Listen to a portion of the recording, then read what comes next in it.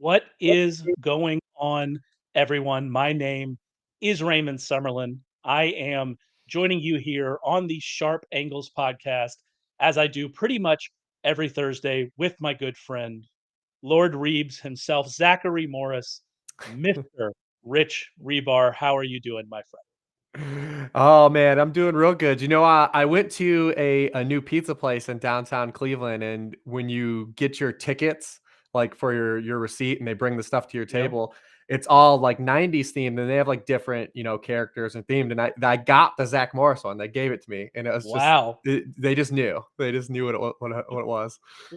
Was it a fan, a long time Twitter follower, or was it just destiny? Was it just the law of surprise following you? Like what that's a Witcher reference. We're getting really nerdy here at the top. Like was it destiny following you there? Which one was it? Yeah. No, I think it was just blind luck and circumstance. I've only had like I think maybe 4 times in my life someone's come up to me and said like, "Are you Rich Rebar?" Like fantasy football, our reach to the public community is not very strong. No, I've gotten it. I've gotten it one time, um, and uh, and I'm a relatively distinct looking person. Although that's not true anymore because everybody has beards now, and all fat white guys with beards look exactly the same. And so I get noticed as Kevin Owens, the wrestler, Oh, far more nice. than I get noticed, far more than I get noticed as myself. But yeah, no, it's always fun out there. I will say for a long time we were just Twitter acquaintances, and I did not know at all what you looked like. I had no idea. I kind of thought maybe you looked a little bit like Zach Morris. Like I thought that's what you were doing, but no, it was I just an get that all accident. the time when I meet people at like the FSGAs and the expo and stuff. Now I've been on so many like podcasts and stuff people know now, but I used to get it all the time. I'm so disappointed you're not Zach Morris or Mark Paul Gosselaar. Like, yeah, me too. Pretty disappointed in that as well. Yeah, no, that'd be ideal for me. Be ideal for me as well. All right, so we're here today to talk about another one of Rich's outstanding research series. He's been doing them over at sharpfootballanalysis.com. Make sure you go and check those out. This week, he's really looking at trends from the 2022 season going all the way back to 2010, specifically scoring trends, looking at touchdowns, where those touchdowns came from, who was good at scoring them, who went over their expected totals, who went under their expected totals. All of that is obviously very important from a fantasy perspective, which is what Rich and I very often focus on. But it's also important from just a quote unquote real football guys with a Z perspective as well. And so we're going to hit on a lot of that stuff as we go through the podcast. I do want to mention here at the top, though, most of those articles. There are 4 of those articles this week. 3 of them are in the Sharp Football Draft Kit, so you have to purchase the Sharp Football Draft Kit to get them. One of them, however, is free, and that is the Red Zone article that was published on Thursday. So go and read that, see how great that is, and then you'll want to check out the other 3 available in the draft kit. Another reason to check out the draft kit is because we are actually starting a giveaway. We're calling it Christmas in July. On the 25th of July, we are going to give away 30 premium NFL packages, Sharp Football Analysis NFL packages. Those packages are collectively worth over $10,000. All you have to do to get entered into this giveaway, you purchase Warren Sharp's 2023 preview book, you purchase the Sharp Football Draft Kit. If you already own both of those, congratulations, you're already entered. If you've purchased both of them, you get 2 entries into the contest. You're buying the best football content. You're getting entered to win the best football content. It is a win-win. It is a no-brainer. I am very excited about this giveaway. I will be honest with you though, Rich. When it was first pitched as Christmas in July, I was confused as to why. Like I read July 25th, and it just didn't click in my brain Yeah. as to why as to why we would call it that. Because as it turns out, not very smart, but someone who is very smart. That's Rich, and we're going to talk a little bit about your series here.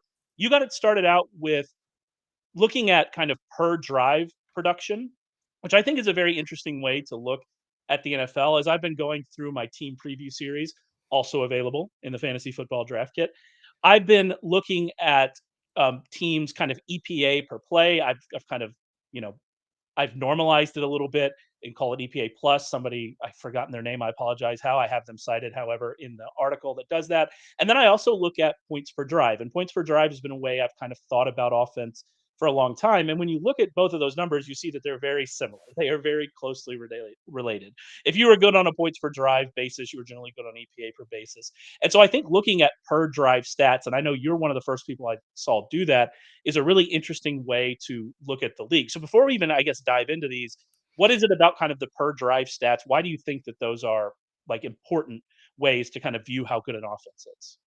Yeah, I mean, just added context, right? I've labeled myself the connoisseur of context, and you just kind of layer in more of that context. You get more consistency in times when you're looking at like from a top-down stance of like, all right, this is how good a team is when they get the football, on a regular basis. And then all the number of drives are finite in an NFL game too, right? Like, if you're only going to get 8 possessions in a game, how good are you with them? If you're only getting 9, how good are you with them? And then if you're really bad, you're probably creating more possessions because you suck and you're giving the football away.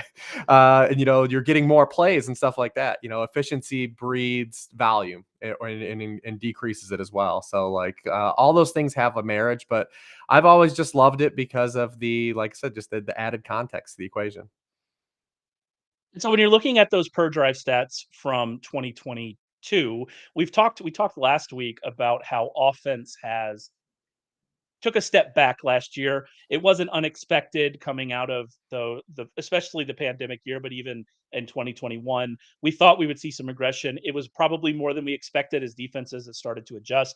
We talked about all of that on last week's show. Go into the podcast feed and check that out if you want to hear more about kind of what happened to offenses in 2022. But on a per drive basis, we're seeing a lot of the same things, right? Yeah, absolutely. I mean, you look at it last year. I mean, teams scored on just 37.9% of their drives last year. And I'm taking all drives out that end in kneel downs, like drives where the intent was to score. So I do remove all the kneel down drives, something like before, like the end of a half and stuff like that. Uh, and then they scored a touchdown, just 21.9%. Those are the lowest rates since 2017, which is obviously like 2017 is like the benchmark for like historically like low points of like modern football, just being like a nightmare season. It was also the first year since 2015 we didn't have any team in the league score on half of their drives, 50% of their drives. We had a nice little streak of that going of offensive efficiency. Even as good as like the Chiefs were and the Eagles were last year, they still didn't even score on over half of their drives and didn't end in kneel downs. So there was some good that we'll talk about throughout the course of this show and looking at some of the teams last year. But from a top down stance, like it followed the league wide trends. It's also funny that like, you always hear regression to the mean, and yeah, the people are tired of hearing about it, and the regression talked about in fantasy football. But like regression isn't supposed to work like the way it like often does in football. Like, it's supposed to just like you're supposed to get closer to the mean, right? Like and improve. But like sometimes these like you just get hit with like a hammer, right? And just like it flips in the complete other direction. You see that all the time with like touchdown rates or something like that, where a guy will have a low touchdown rate and then he'll just like have like an 8% touchdown rate the next year. And you're like, well, that's not how it's regression's supposed to work, but it happens so often in football. It's so weird. Yeah, no, it also happens in craps, as I can tell you from my weekend experience. But that's a story. That's a story for another day. Um, but yeah, no, I think that what you're talking about is interesting. I also think that those numbers are interesting, like thinking about specifically what we were talking about last week in the defense's role and kind of how they were changing to slow down these offenses by limiting big plays. Limiting big plays is forcing an offense to put together more positive plays in order to get into the red zone, in order to get a field goal, in order to get a touchdown. And by doing that, you are going to almost, I think, necessarily see per drive success rates go down because we know, and you've done great research on this, when you have a big play in a drive, that drive is very likely to score you points, especially with how good NFL kickers are today. And so when you're making them more dink and dunk the whole way down the field, then that's going to take some of this away as well. And so I think that what we talked about last week with the way defenses were changing and kind of the change in offenses, that meshes very well with this idea of looking at how are how are these teams doing per drive, and it's not really surprising, I think, to see those numbers go down. What about some specific teams as you looked at these per drive numbers? What were who are some specific teams that really stood out to you? Yeah, we can get into some teams. I mean, just from a top-down stance, just so people kind of have like a gauge on this and like some Sure. of the importance. since 2010, and I use 2010 instead of 10 years because, I know my editor likes round numbers. So That is accurate. it just I've felt. I've talked to him about it. I met him once or twice, and he does prefer those nice even fives. Yeah, yeah. So I did just back to 2010. It sounded clean, but if you look back since that 2010 season, 68% of the teams that were below average in scoring rate per drive improved the following season. Those teams improved with an average 9.5 offensive touchdowns per season. Like, these are actionable stats that we can apply to looking at some of these teams. 36% of those teams that were in the bottom half of the league in scoring rate per drive came back the following season were in the top half. 18% made a jump into the top 10 offenses. While you say 36%, 18%, like, that's nothing that's getting me like all lathered up. But saying like on average, roughly 6 teams in the bottom half of the league, and almost 3 teams per year from the bottom half of the league are going to be top 10 teams.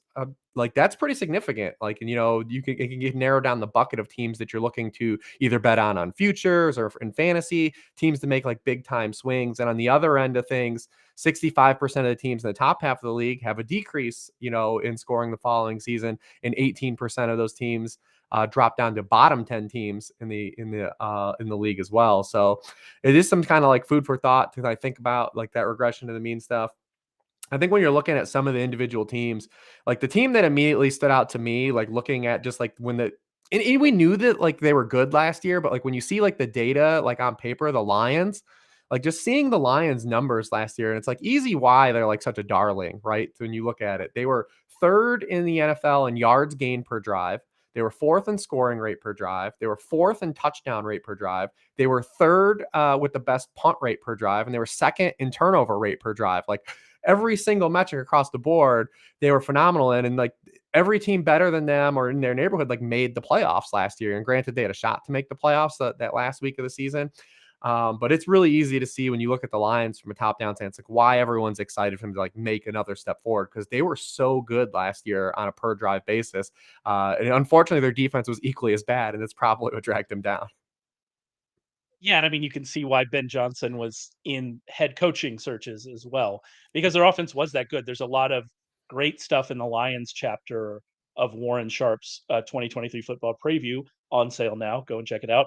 That talking about how the offense not only was good, was adaptable and changed and tried to get better as the season went on. And that was actually the story of the entire Lions season. We talk about how bad the defense was, but the defense wasn't so bad down the stretch, and that's why they started winning a lot of games. It's another reason why they're a darling this year. And so, yeah, I think that they were a team. Another team that kind of stood out to me, and they stood out to me throughout the entirety of everything we're talking about, but they really stood out on a per drive basis, was the Denver Broncos, who obviously coming into I think I started the Denver Broncos team preview by saying they couldn't pass, they couldn't run, they couldn't pass block, and they couldn't avoid turnovers and sacks. But other than that, they did fine.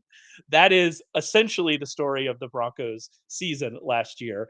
And when you look at not only this, but we're looking at when we start talking about expected touchdowns here in a bit, we start talking about red zone success, both getting to it and scoring. All of their numbers were so low. And you've already Oh yeah. brought up the regression, arguments for just blanket. I'm going to look at this team that finished 31st in the league in scoring rate per drive, and I'm going to assume there's going to be some regression because that's what generally happens for these teams. Even without that just blanket, you know, blind team look at this team, then you go, oh yeah, they also have Sean Payton. Oh yeah, once Nathaniel Hackett was gone, we saw Russell Wilson play a little bit better down the stretch. And there are so many markers for this team doing well. And I don't think ADP really reflects that. It especially doesn't reflect that for Russ. It kind of does for Jerry Judy a little bit. Even though Yeah, I he's the kind of only think one. Cortland Sutton's probably is who he is, like, is it worth taking a bet on him? I'm But a that's big fine where time he's at into now. He's corrected. exactly, exactly. And I'm big time into Javonte Williams. Javonte Williams, he has so much more upside than the people going in front of him in drafts. And the downside is there. The downside's there for every running back drafted after like 12. And so I think that, that whole team, especially looking at these numbers and looking at the series, that team sticks out as a team that if it doesn't hit, it's fine. None of them cost very much except for Judy. But if it does hit, then you're looking at a really good stack that could differentiate you and put you in good spots, especially in best ball tournaments.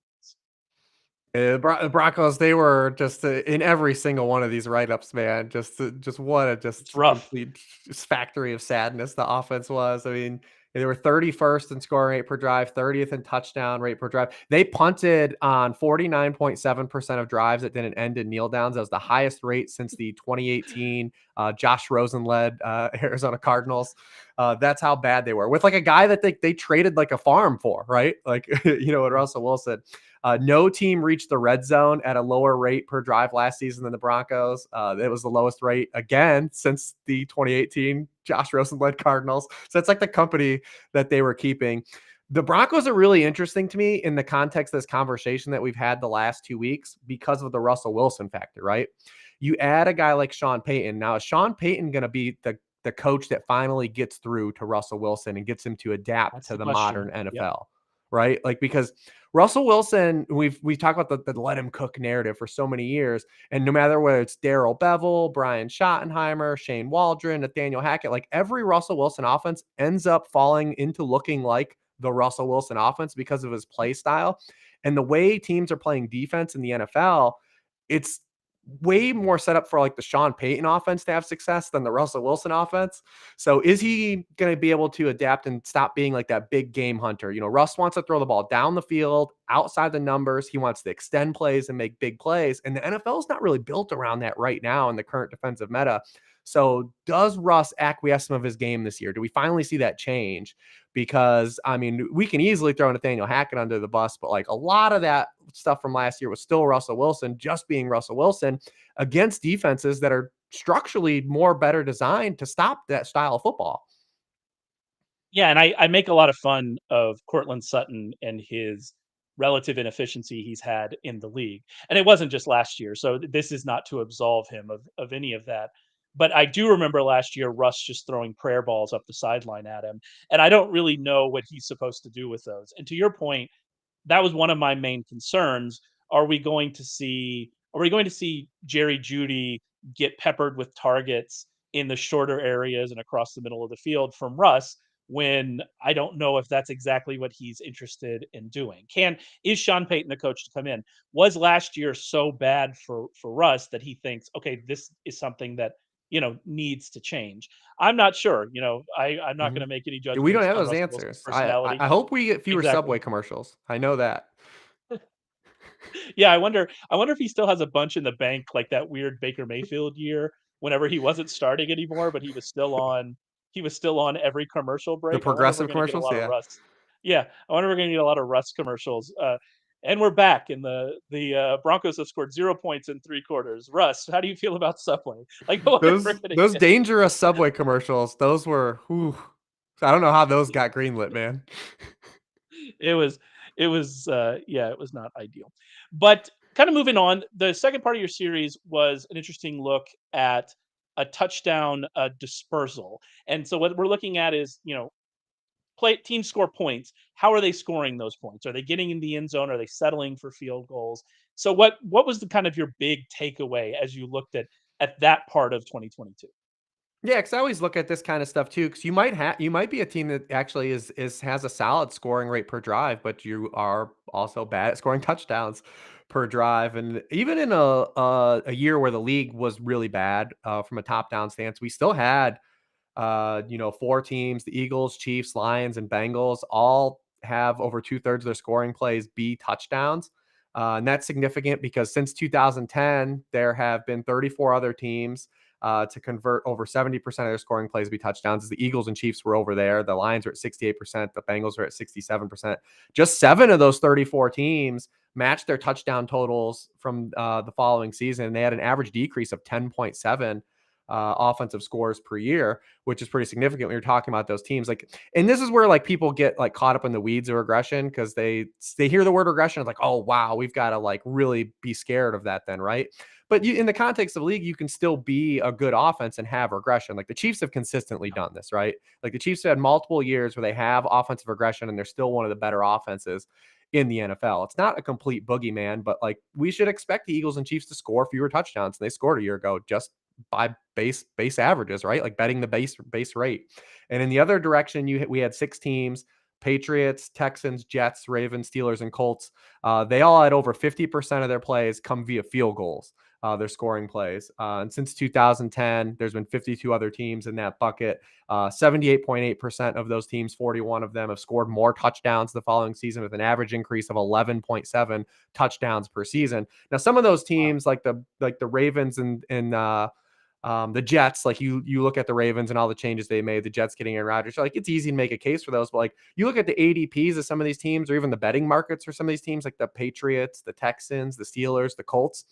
Like there's an advantageous squeeze there, just betting the base rate on like the improvement of these teams, when inherently, like, we probably look at those teams from a top down stance and like, they're probably not gonna be that good again this year. Maybe the Steelers you make a better case for, but there is some value in looking at some of that stuff and the base rates. And I want to kind of keep that in mind, the numbers from Rich there about the Eagles and Colts, because I want to talk about them more in a second. But this really goes back to learning the lesson of the Seahawks last year, and the Seahawks situation was different. And I know you've talked about the Bucks situation being similar to the Seahawks from last year, but I'm more talking about it like everybody was certain at this time last year that the Seahawks were going to be bad. And oftentimes, when we're certain a team is going to be bad or offense is going to be bad, they are actually going to be bad. And if you're just a person that plays in one or two fantasy leagues, then it makes sense to avoid those teams because you're not getting a lot of bites at the apple, right? But if you are the kind of person that volume drafts, those are the teams you have to target. I'm specifically very interested in a lot of the Texans passing game. I like CJ Stroud a lot. I think he should have been the number one overall pick. I think he's going to come in and be pretty successful right out of the gate. And if you're playing volume best ball, you can get CJ Stroud and Nico Collins and John Mechie and Dalton Schultz, where you can get them in drafts. That makes a lot of sense. And if you're looking just again at this base rate, as you put it, regression numbers, they're going to show up in a lot of those things. And again, they have an argument even without that base rate regression of getting better because the coaching staff we think has improved. We know it has on defense. We'll see what happens on offense. They bring in a quarterback that should probably be better than Davis Mills. Again, we think that, we don't know that, but we're looking at a situation that is probably going to be better. And when you add in this just basic, again, base rate regression, then it goes a little bit further into that. And moving more into kind of that range, I remember we had a conversation uh, many years ago. Rich and I are old kids. That's the takeaway from this. But we had a conversation many years ago talking about projecting touchdowns. Back when I was still doing projections, you were doing projections as well. And projecting touchdowns had always been my most difficult thing. Like it was something I really struggled with. I relied a lot on Vegas lines and things like that to try to make it work. And you brought up the idea of connecting yardage to touchdowns and using yardage as a proxy for Mhm. expected touchdowns. And I don't know why that had never occurred to me. It hadn't ever occurred to me. That's why you're better at this than I am. But it had just never really occurred to me. And when you said it, it makes perfect sense. And you did an article this week about that. That is, I think, one of the most important pieces of fantasy football information you can take. There's a table in it where you can just look at expected touchdowns, who went over their expected rate, who went under it. And just looking at that table gives you so much insight on some situations that are probably undervalued and maybe some that are overvalued in fantasy drafts. And I find all of that information just fascinating. So what's some of the stuff, I guess maybe some of the big takeaways you had from that article that you did? Yeah, I've always incorporated that. So going back again to 2010, but you can go back out further, and the numbers are still pretty much in lockstep with this. If you're looking just from like a correlation stance, 72% of all NFL touchdowns basically can be explained by yardage gained, and it's not rocket science here. Teams that gain a lot of yards have a lot more scoring opportunities. Yeah. There you go. Yeah. It's not exactly It's reinventing rocket the. it's rocket science to me. Like, it never even occurred to me. So it's rocket science to those the duller of us in the community Because for we'll talk sure. about it in the red zone stuff, just like actually putting Yeah. the numbers to like the average NFL fan probably doesn't realize like how many touchdowns actually come in the red zone or like at the 1 Yep. yard line and stuff. But yeah, so since 2010, again, using that as a litmus test, 73% of teams that scored fewer touchdowns than their expected total based on the yardage they had the year prior came back the following season and scored more offensive touchdowns. On average, those teams scored 10.2 more offensive touchdowns the next season. And then of those 76 teams that have done that, that have produced double-digit touchdowns more the following season, 60 of those 76 teams are on teams that were below expectations the year prior. So you look at teams like last year, and I had this article. I kind of relitigate these articles every year because they're fun for me to write, and it also just gives me more perspective on looking at some of the team stuff. You look at the Lions had 17 more touchdowns last year than the year before. The Jaguars, the Giants, and the Eagles, all of those teams went up double-digit touchdowns. All of those teams were in the back half of the league in 2021 in expected touchdown rate performance versus that.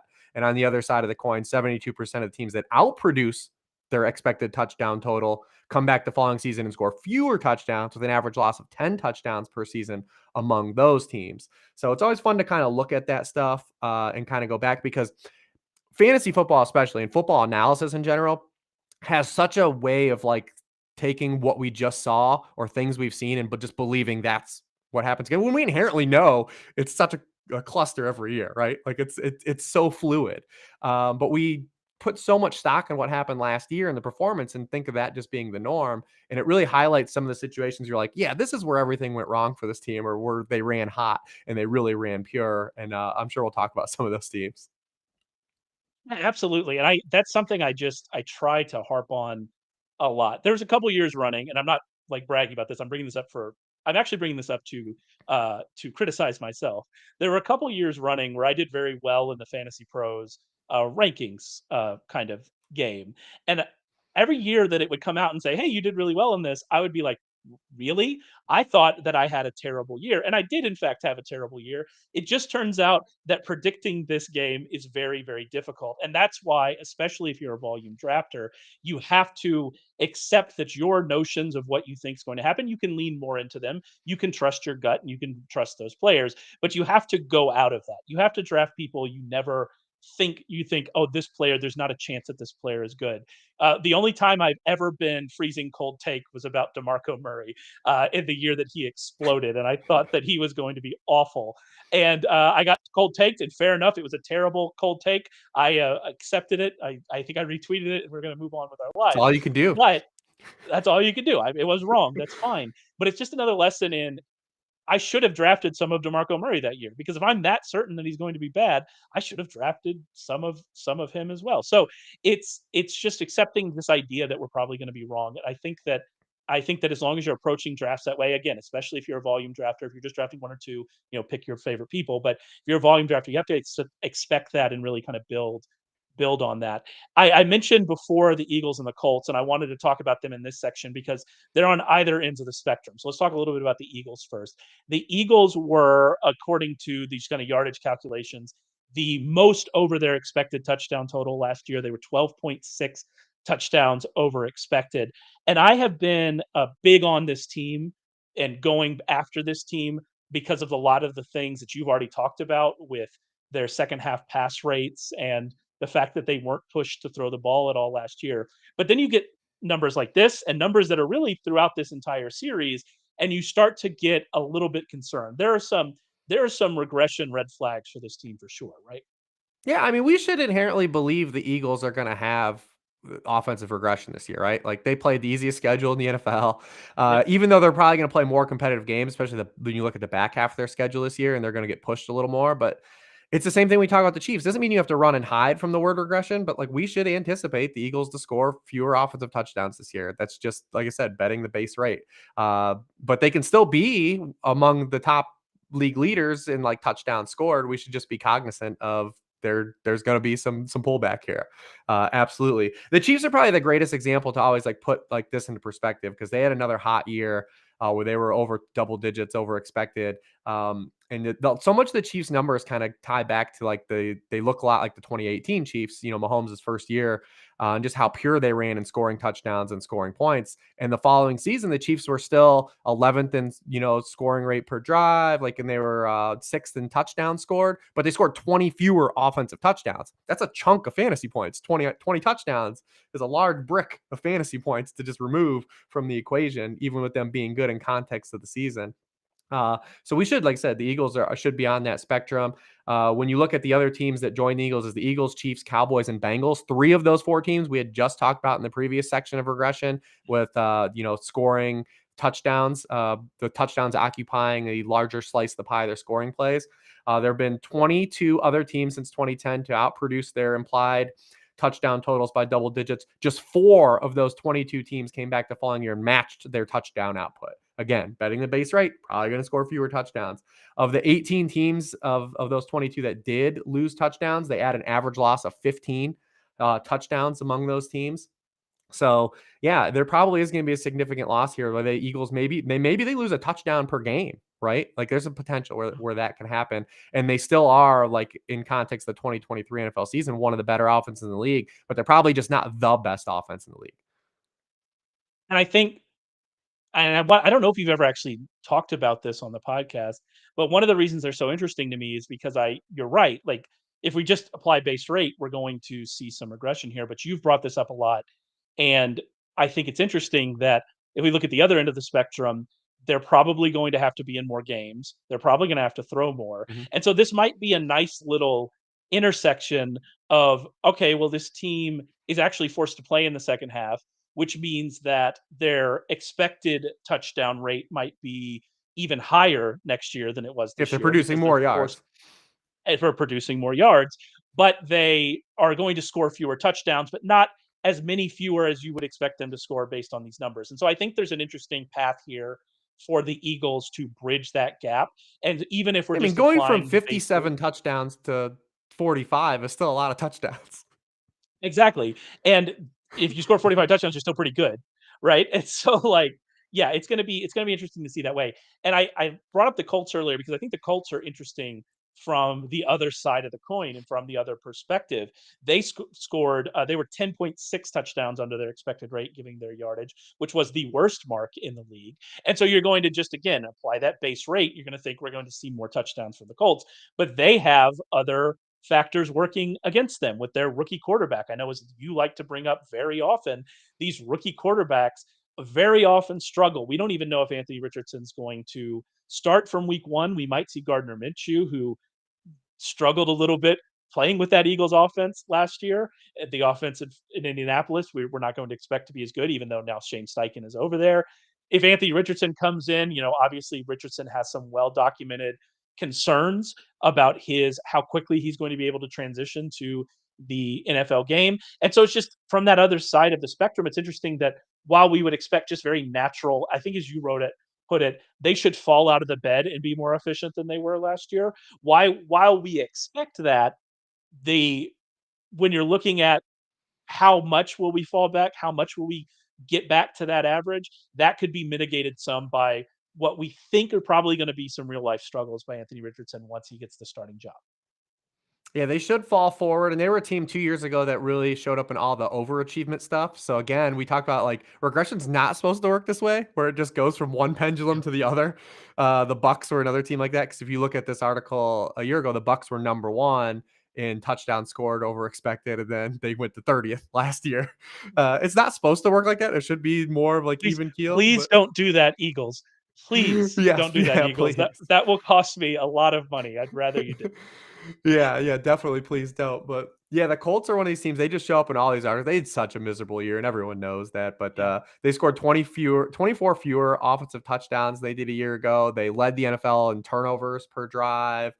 They were the only team last season that needed over 200 yards of offense per offensive touchdown. That's happened just 13 other times since 2010. 12 of those teams, the 13 teams, came back to score more touchdowns the following season. But again, that's another one too, where you look at, like, yeah, they're going to be better, but how much better can they be? Especially because I do harp on the rookie quarterback stuff a lot. It's very rare that we get good offenses from rookie quarterbacks that play big picture. So I am a little bit scared of that, but they should just be able to fall forward, right?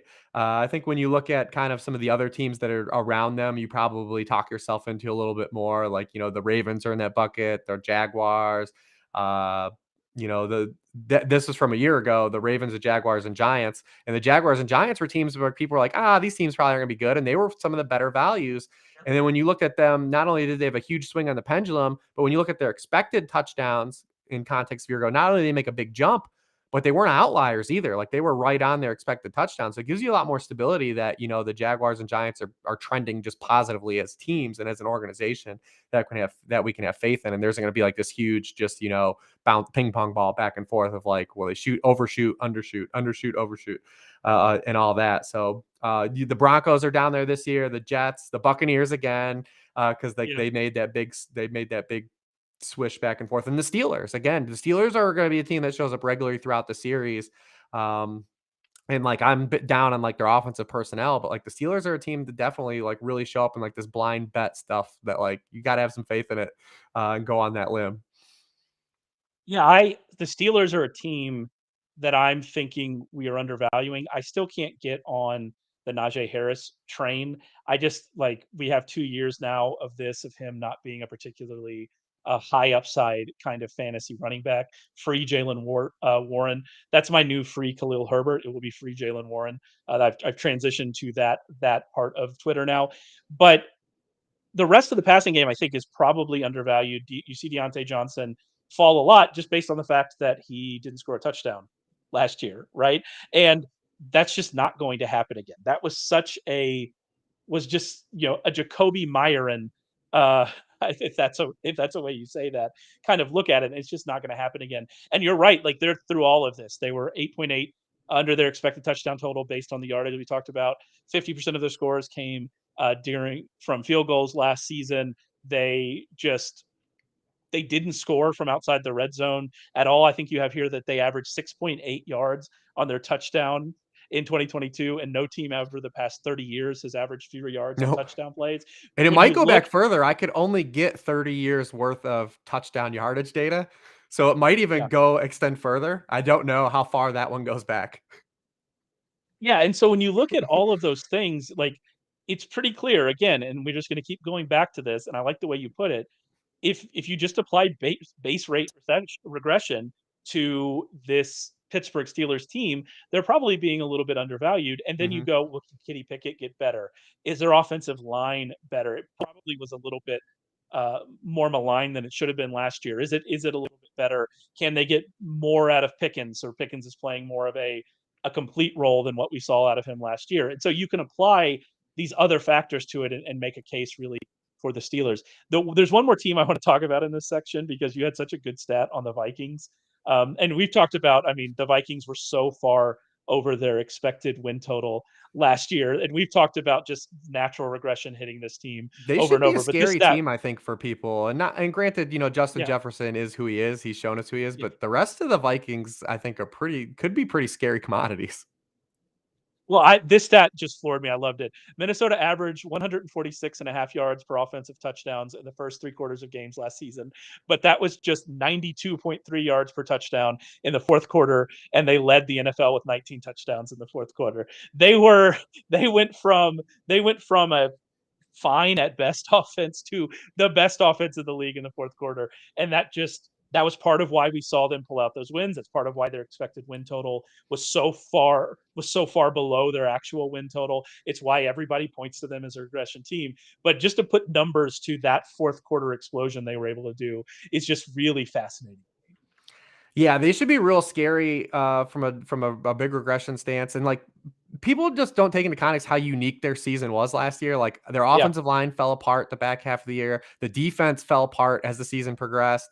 And they've just played in like these unique game scripts. When you look at like all the Vikings like routes run, like the amount of routes run per player, like they're almost in the 700s, right? Like they're in like the plus 650 range. Like these guys are just out there. They had to just wing it in the second half of every game, every fourth quarter, and they did these jailbreak scenarios, which is great for us for fantasy. But the stability of that is very fragile, right? To like just bank on that and say like, well, even when you look at it, and you say, well, their defense is still going to be bad, right?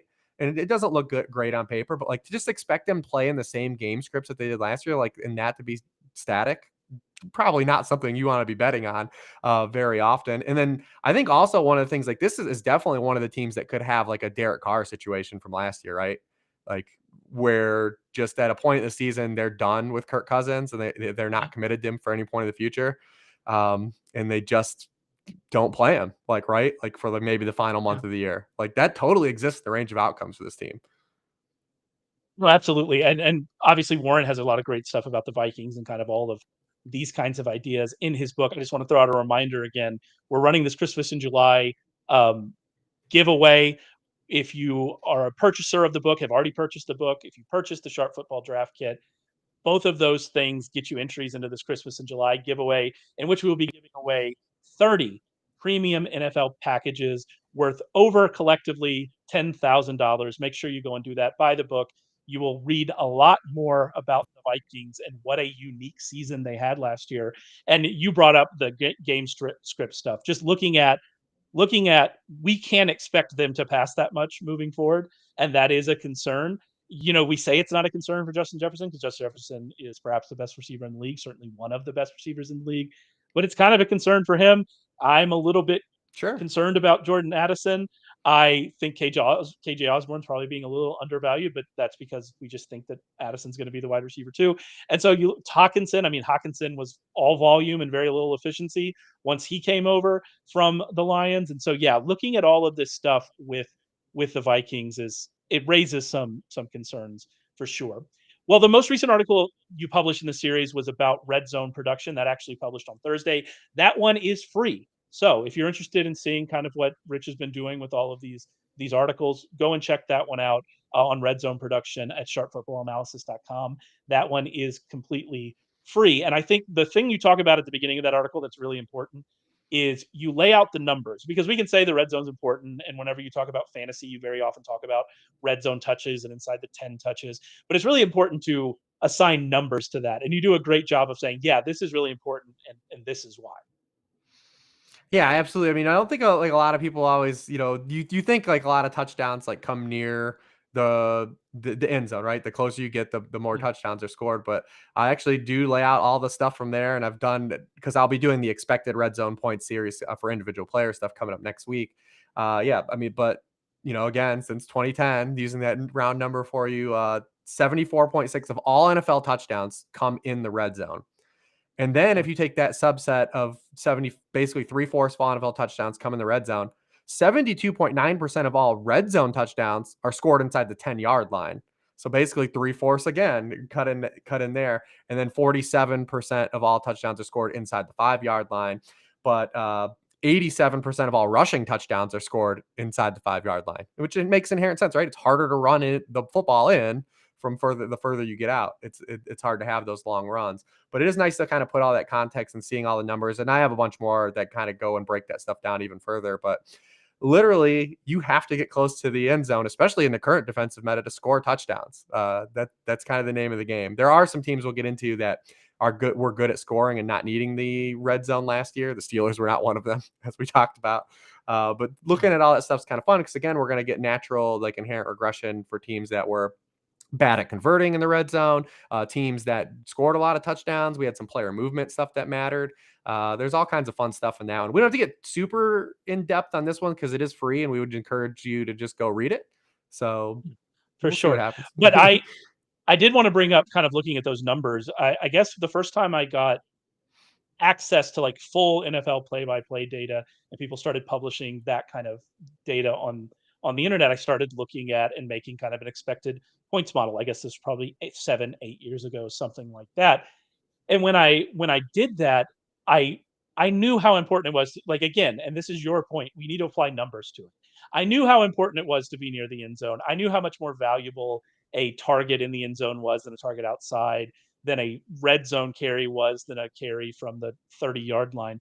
But really, when you start to apply numbers to it and see the expected touchdown value of a carry at the 2 versus a carry at the 8, you start to realize the importance of just being close to the end zone, especially for running backs and especially Because you hear red for zone lumped carries. in together, Yeah, and like a carry from the exactly. And it's not the 18 is same. yeah. Yeah, definitely. No, and I think that was the beginning of a change in kind of my analysis. I used to think a lot about red zone, and then I stopped really caring about red zone. I started looking at other factors. Thankfully, now we have access to better information, and we can look at goal to go carries, which that's certainly going to be a better look than red zone. We can look at targeted in the end zone, which is a good look for receivers, because if you're targeted in the end zone, all you got to do is make the catch. You don't have to break any tackles to get there and score. And so all you have to do is make the catch. I say that as if that's very easy. I would not catch any out of 100 passes, but all these NFL players have to do is make the catch to score the touchdown.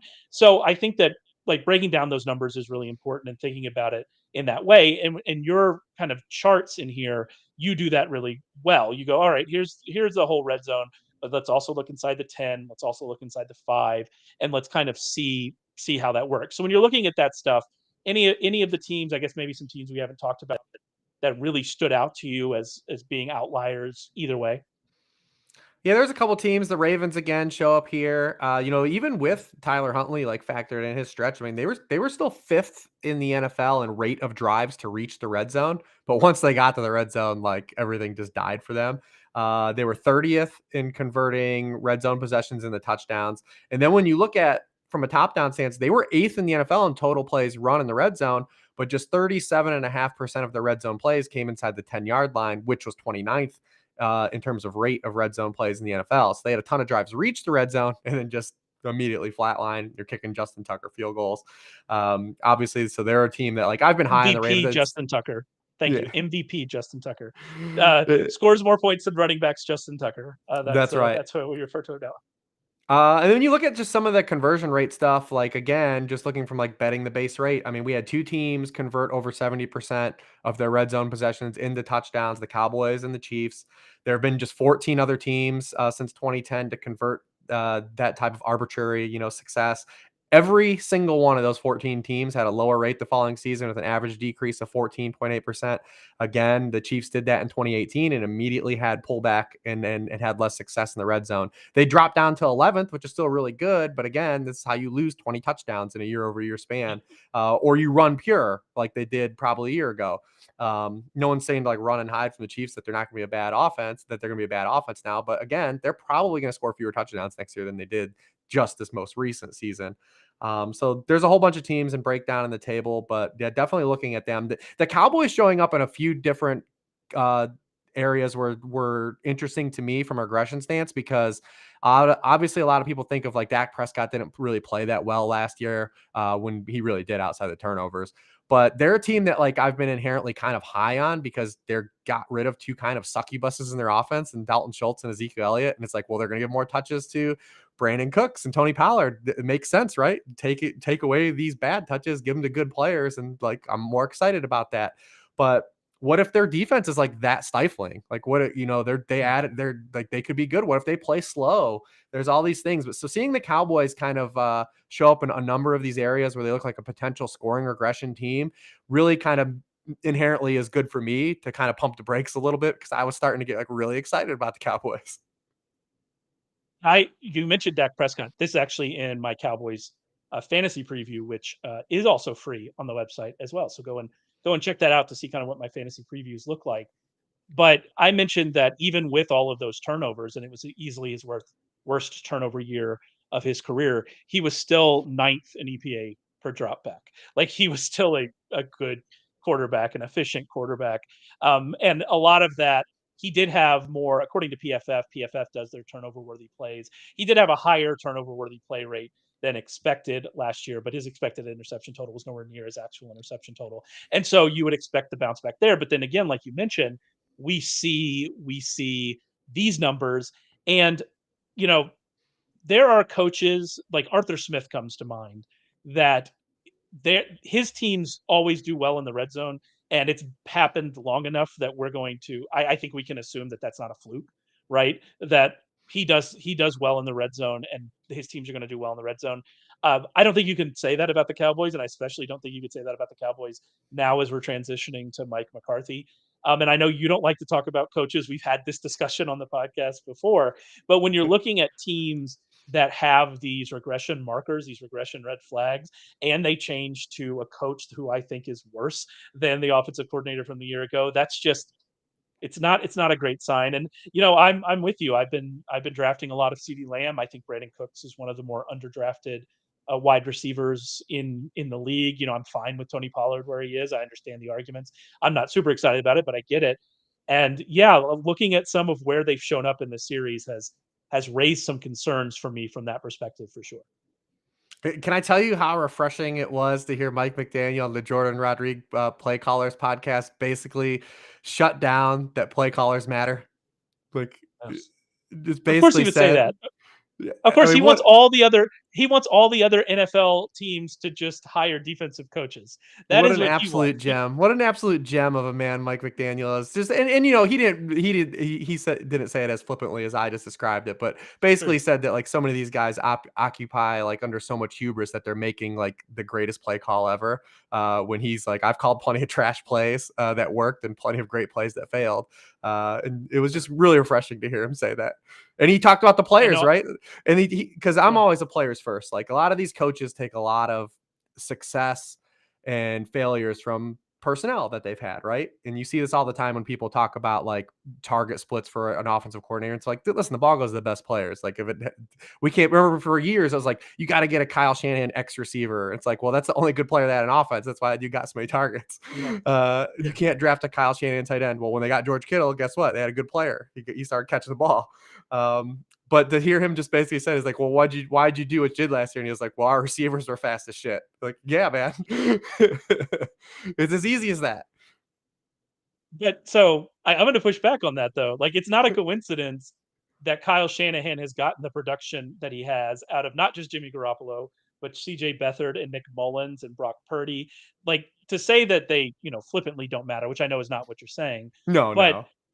they very much do matter at the margins, which I think is true of pretty much every position in the league, is that there is a large group of of coaches, quarterbacks, running backs, pick a position that are all very much the same and essentially Yes. replacement level. And it doesn't really matter from that perspective.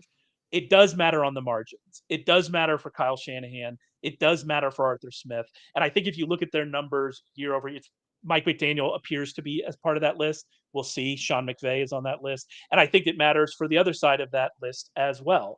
And so, Nathaniel Hackett, we'll see what happens in New York this year. But Aaron Rodgers probably just the offensive coordinator, so I guess we'll be fine. But I do think that when you're talking about does any of this matter? For the vast majority, probably not. But on the margins, on the very edges of it, I think that it does. And that's where you have to look at going from Kellen Moore, who I think is pretty good. Maybe he is just part of that replacement level. I'm not sure. We'll find out a little bit this year. To Mike McCarthy, who last time he was calling plays, it wasn't so great. And the comments we've seen this year off of this offseason have been great. That's where it might matter a little more. But you know what?